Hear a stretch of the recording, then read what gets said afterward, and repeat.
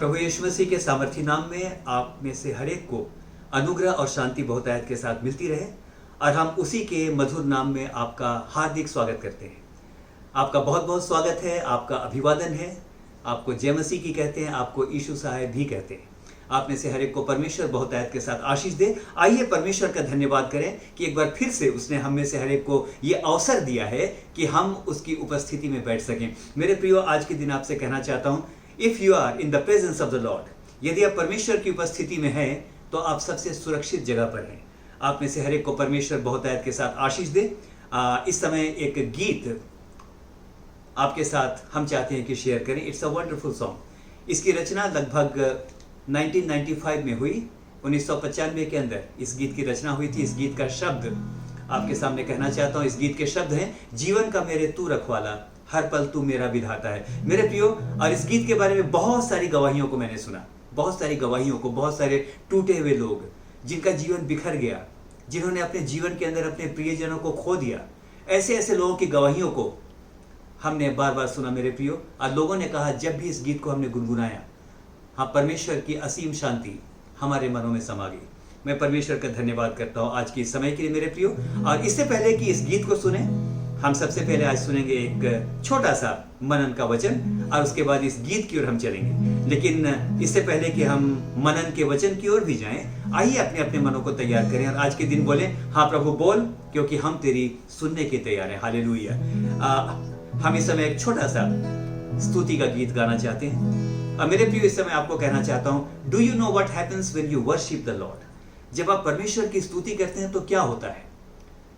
Simply मत सोचिए कि एक गीत हमने गा दिया, हाँ गीत गा दिया, हो गया, ऐसा नहीं है। लेकिन the word of God says that when we worship the Lord we build his throne. जब हम उसकी स्तुति करते हैं, हम उसका सिंहासन बनाते हैं। तो आइए सबसे पहले उसके सिंहासन को बनाएं और फिर हम मनन की ओर चलेंगे और फिर गीत की ओर चलेंगे।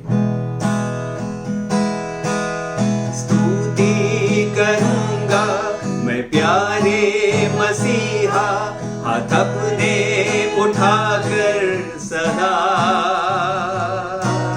स्तुति करूंगा मैं प्यारे मसीहा, हाथ अपने उठाकर सदा। स्तुति करूंगा मैं प्यारे मसीहा, हाथ अपने उठाकर सदा। स्तुति करूंगा मैं प्यारे मसीहा, हाथ अपने उठाकर सदा।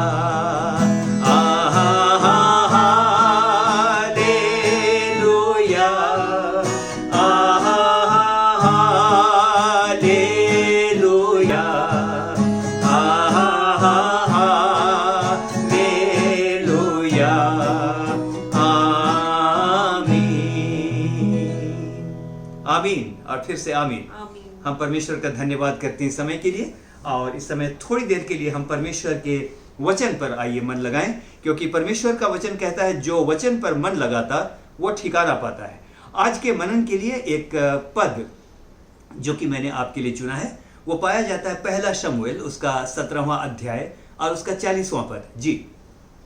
तब उसने अपनी लाठी हाथ में ले नाले में से 5 चिकने पत्थर छांटकर अपनी चरवाही की थैली अर्थात अपने झोले में रखे जी। और अपना गोफन हाथ में लेकर पलिश्ती के निकट चला। और अपना गोफन लेकर वो पलिश्ती के निकट चला। मेरे प्रियो, इस घटना को आप जानते हैं, बचपन से संडे स्कूल में भी इस घटना के बारे में हमने सुना है। बच्चे इसको जानते हैं। इस गीत को मैं याद करता हूँ, बचपन में गाते थे। दाऊद ने गोलियत को गोफन से मारा, घुमा घुमा के मारा, है ना। We used to sing this song. और इसी घटना के बारे में आज मैं आपके साथ यहाँ पर चर्चा करना चाहता हूँ। अब मेरे प्रियो, यहाँ पर वचन इस समय बताता है कि जब दाऊद गोलियत के पास आया, he did one thing। उसका भरोसा बड़े बड़े हथियारों पर नहीं था, उसका भरोसा किसी बात की ओर नहीं था, लेकिन वचन ये कहता है वो एक नाले की ओर जाने लगा। नाले की ओर जब वो जाने लगा तो उस पलिश्ती ने क्या सोचा होगा। उसने सोचा होगा शायद वो भयभीत हो गया, पता नहीं क्या करना चाहता है।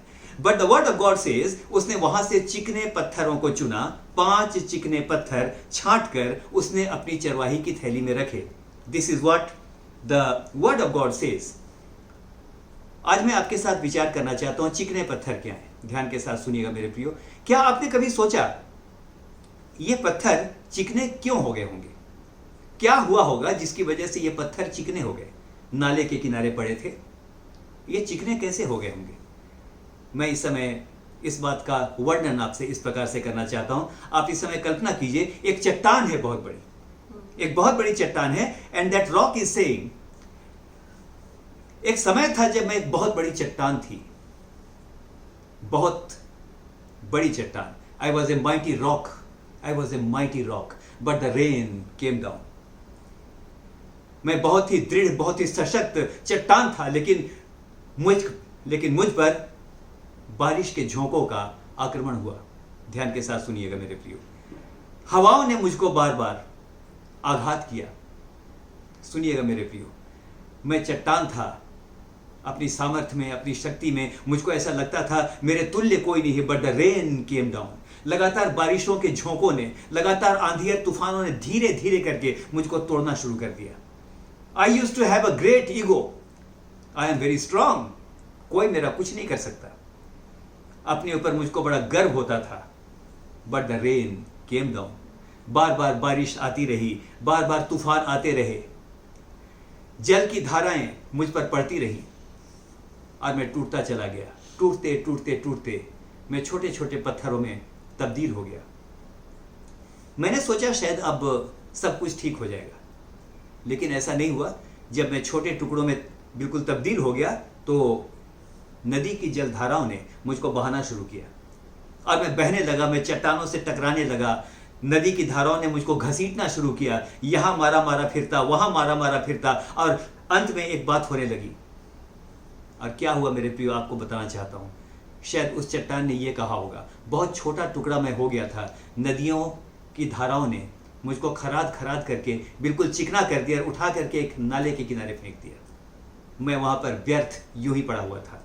मेरे प्रियो, पत्थरों को चिकना होने के लिए आज के दिन कहना चाहता हूं मेरे प्रियो, बारिश का आक्रमण, मैं आक्रमण शब्द को इस्तेमाल करूंगा, बारिशों के झोंके, नदियों की तेज धार और उसके प्रवाह की जरूरत होती है।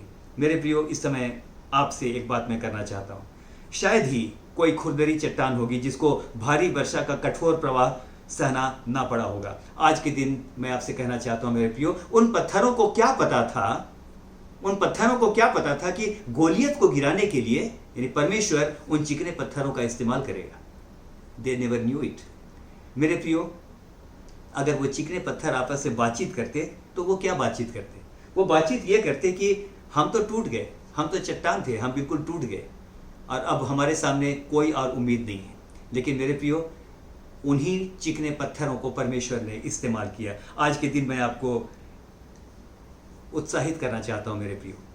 इससे पहले कि इस गीत की ओर चलें, आज मैं आपको उत्साहित करना चाहता हूं। शायद परिस्थितियों ने, शायद बीमारियों ने, शायद सब प्रकार की कंगाली ने, शायद बहुत प्रकार की आपके जीवन के अंदर के अभागेपन ने शायद आपके जीवन को तोड़ तोड़ करके बिल्कुल चकनाचूर कर दिया। आप भी एक चिकने पत्थर की तरह किनारे पर पड़े हैं। लेकिन मैं इस बात के साथ इस मनन को समाप्त करना चाहता हूं मेरे प्रियो, उन चिकने पत्थरों के जीवन में दाऊद आया, आपके जीवन में भी यीशु मसीह अवश्य आएगा।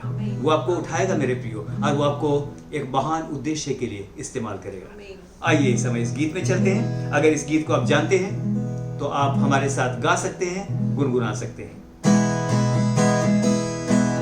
जीवन का मेरे तू रखवाला, हर पल तू मेरा विधाता है। जीवन की कश्ती फंसती भंवर में तू ही तो खेवन हारा है। जीवन की कश्ती फंसती भंवर में तू ही तो खेवन हारा है। जीवन का मेरे तू रखवाला, हर पल तू मेरा विधाता है। इसके एक पद को गाएंगे। जीवन जब होता उदास, होती नहीं जब आस, आती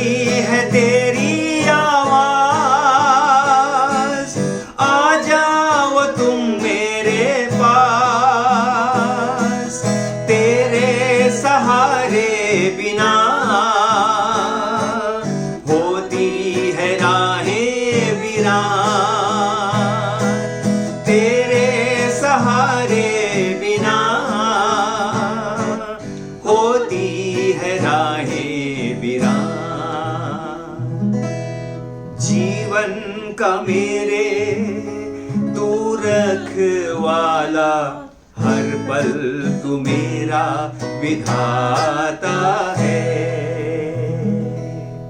आप सबों को प्रेज द लॉर्ड, जय मसीह की। आप लोगों को परमेश्वर बहुत आयत के साथ आशीष दे। आमीन। आमीन।